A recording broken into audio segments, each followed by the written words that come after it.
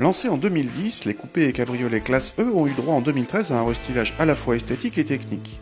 Côté cosmétique, on remarque surtout les feux avant, désormais d'un seul tenant de chaque côté alors qu'ils étaient auparavant scindés. Les feux arrière changent également, mais de façon moins évidente. Sous le capot, les motorisations évoluent sensiblement avec en tendance générale plus de puissance et moins de CO2. L'un des rares blocs à ne pas évoluer est notre V8 de 408 chevaux, celui de la E500, le plus puissant de la gamme coupé cabriolet puisque les versions AMG y sont indisponibles.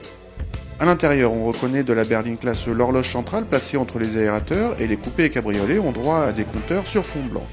La capote s'ouvre en plus de 20 secondes et peut se manœuvrer en roulant jusqu'à 40 km/h. À l'arrière, l'habitabilité est juste pour voyager, surtout en garde au toit.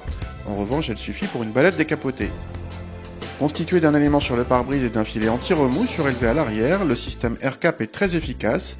Grâce à lui, les passagers avant peuvent rouler à 130 km/h avec peu de turbulences.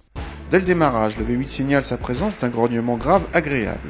Quel que soit le régime, sa sonorité est un régal mais n'est pas trop présente.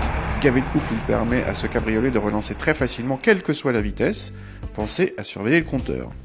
La boîte auto à 7 rapports n'est pas très rapide mais douce.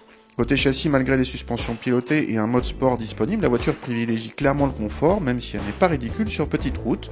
Simplement, elle n'est pas sportive, malgré un train arrière particulièrement mobile sur le mouillé. Si vous ne prenez pas ce cabriolet E500 pour une sportive, vous ne pourrez que l'aimer. Le V8 à lui seul procure une bonne dose de plaisir.